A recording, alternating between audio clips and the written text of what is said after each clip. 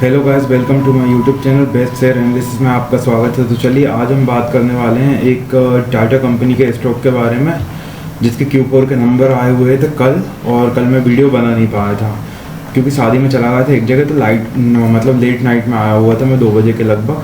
तो चलिए पहले स्टॉक का नाम जानते हैं और उसके बारे में फिर हम समझते हैं। तो स्टॉक का नाम है टाटा इन्वेस्टमेंट कॉरपोरेशन, और टाटा इन्वेस्टमेंट कॉरपोरेशन की Q4 के नंबर्स कल आए। अभी टाटा इन्वेस्टमेंट कॉरपोरेशन 727.80 पे ट्रेड कर रहा है, जो एक दिन में 6 रुपये 50 पैसे की बढ़त, जो कि 0.90% का एक दिन में बढ़त होती है, और NSE पे ट्रेड कर रहा है। 1 वीक में अगर बात करें तो 1 वीक में 2 रुपये 10 पैसे की बढ़त। 1 मंथ में बात करें तो 1 मंथ में 728 रुपये की बढ़त, 1 मंथ में 127.85 रुपये की बढ़त। 3 महीने में बात करें तो 3 महीने में 101 रुपये की बढ़त, और 6 महीने में 164 रुपये 50 पैसे की गिरावट।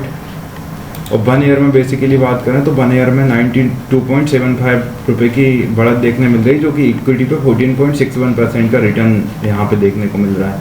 तो ये बढ़िया चीज़ है। बाकी इसके रिलेटेड जो Q4 के नंबर्स आए हुए हैं वो हम समझेंगे। पहले शुरुआत कल के कुछ टाटा इन्वेस्टमेंट कॉरपोरेशन का जो Q4 नेट प्रॉफिट है वो राइज हुआ है, और ये पहुँच गया है 638.3 million, 377.2 million year on year.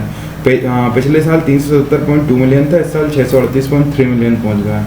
Q4 का रेवेन्यू जंप हुआ है 400 मिलियन और 164.3 मिलियन, मतलब Q4 का रेवेन्यू भी जंप करा है, 400 मिलियन पहुंच गया है। टाटा इन्वेस्टमेंट का Q4 प्रॉफिट राइज हुआ है, और ये 69% ईयर ऑन ईयर, ये पहुंच गया 63.8 करोड़। रेवेन्यू सर्ज हुआ है, 143% रेवेन्यू बढ़ा है, driven by dividend and investment gains. Board recommend करा है 3.4 पर शेयर डिविडेंड, शेयर सब तो ये आ रही है, और आज इसमें स्टॉक में बढ़त देखने को भी मिल रही है। तो चलिए डिटेल में देखते हैं। टाटा इन्वेस्टमेंट कॉरपोरेशन के वित्त वर्ष 2026 की चौथी तिमाही के नतीजों से पता चलता है कि समेकित शुद्ध लाभ में 69.22% की वृद्धि हुई है। ओवरऑल जो ग्रोस नेट प्रॉफिट है आप देखेंगे उसमें 69.22% की वृद्धि हुई है, और ये 63.83 करोड़ रुपए तक पहुंच गया है, और ये 63.83 करोड़ रुपए तक पहुंच गया है। जबकि पिछले वर्ष की इसी तिमाही में 37.72 करोड़ था। बिक्री में 143.34% की वृद्धि हुई है। सेल्स में भी 143.34% की वृद्धि हुई है, और 39.98 करोड़ तक पहुँच गया है।